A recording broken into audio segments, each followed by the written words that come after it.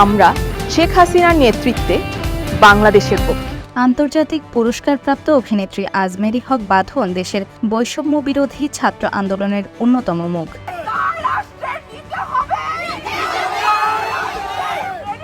তিনি শুধু সামাজিক যোগাযোগ মাধ্যমেই নয়, দেশ সংস্কারের দাবিতে রাজপথেও সরব ছিলেন।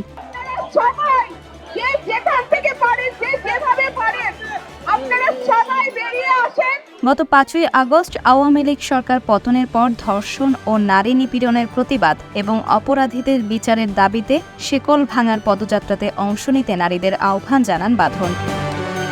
দুর্নীতির বিরুদ্ধে তার সোচ্চার অবস্থানও সকলের নজর কেড়েছে। ছাত্র আন্দোলনে যোগ দেওয়ার পর সামাজিক মাধ্যমে বাঁধন নিয়ে নানা আলোচনা শুরু হয়। নেটিজেনদের প্রশ্ন, আসলে কোন রাজনৈতিক দলের প্রতি সমর্থন রাখেন তিনি?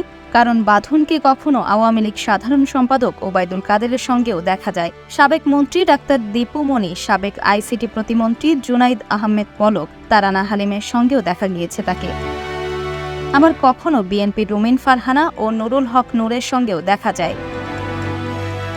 বিভিন্ন সময়ে বিভিন্ন রাজনৈতিক ব্যক্তিত্বের সঙ্গে তোলা ছবি সামাজিক মাধ্যমে ঘুরপাক খাচ্ছে, যার ফলে নেটিজেনদের কেউ কেউ বাঁধনকে সুযোগ সন্ধানী বলে মন্তব্য করেছেন। যদিও বাঁধন ন্যায়ের পক্ষে সোচ্চার। 2018 সালে নির্বাচনে আওয়ামী লীগের পক্ষে সরব ছিলেন এই অভিনেত্রী।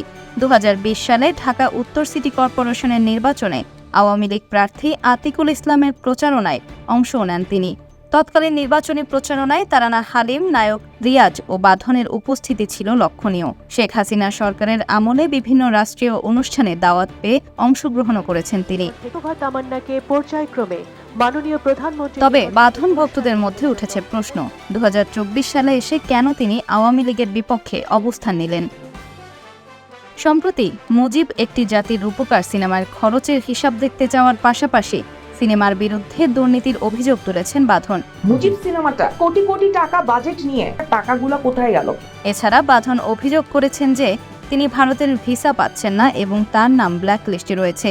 ভারতীয় হাই কমিশন তার ভিসার আবেদন বারবার বাতিল করেছে। তবে এই বিষয়ে বাঁধনের কোনো বক্তব্য এখনো পাওয়া যায়নি।